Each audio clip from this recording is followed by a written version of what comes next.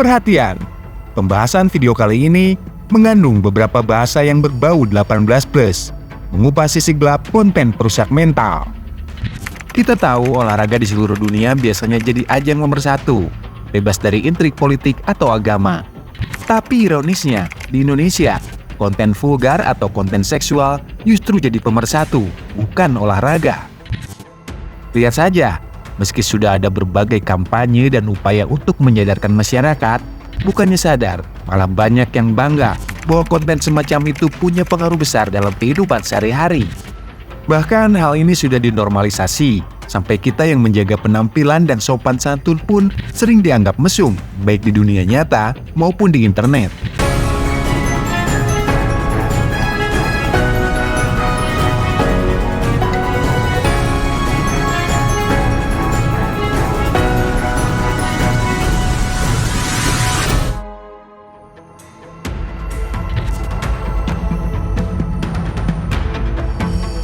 Yang kita bahas di sini bukan hanya pornografi yang jelas-jelas salah, tapi juga konten yang mengandung unsur seksual secara tersirat.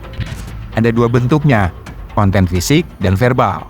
Konten fisik jelas terlihat di internet, seringkali berupa video yang bertopeng komedi atau cerita, tapi sebenarnya menyisipkan unsur-unsur seksual.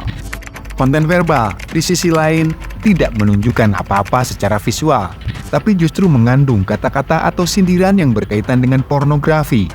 Banyak istilah atau singkatan seperti ceker ayam, tobrut, dan lainnya, yang sebenarnya muncul dari pikiran mesum. Normalisasi konten seksual berdampak serius dan membuat masyarakat jadi terbiasa dengan pelecehan, baik verbal maupun fisik. Bahkan, kata-kata pelecehan seperti ini sudah sering digunakan, baik di jalan maupun online. Yang menyedihkan, para konten kreator dan netizen dengan pola pikir ini cenderung menularkan pola pikir rendah diri yang berbahaya, seolah-olah harga diri tidak ada artinya. Contoh nyata bisa dilihat pada perempuan yang menjadi paskibraka di IKN.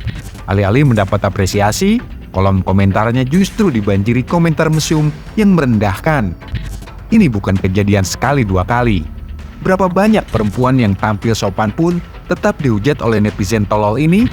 Ironisnya, pelecehan seksual verbal bahkan menyebar ke bocah-bocah belia, seperti kasus di Palembang, di mana siswi SMP diperkosa dan dibunuh oleh anak-anak berusia 12 hingga 16 tahun.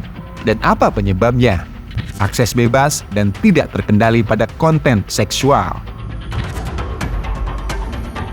Fenomena ini jelas serius. Masyarakat kita memang seharusnya lebih sadar bahwa konten seksual yang cuma bercanda ini punya dampak yang sangat nyata, bahkan sampai merusak cara pandang generasi muda. Wajar kita menolak normalisasi konten-konten semacam ini, memblokir akun-akun yang terus menyebarkannya, dan melindungi generasi mendatang dari budaya yang merendahkan moral. Jadi, bagaimana menurut kalian? Apakah kalian juga muak dengan konten-konten mesum dan masyarakat yang seakan bangga dengan itu? Mari sampaikan pendapat kalian, dan bersama-sama kita bisa menjaga internet kita dari konten merusak ini.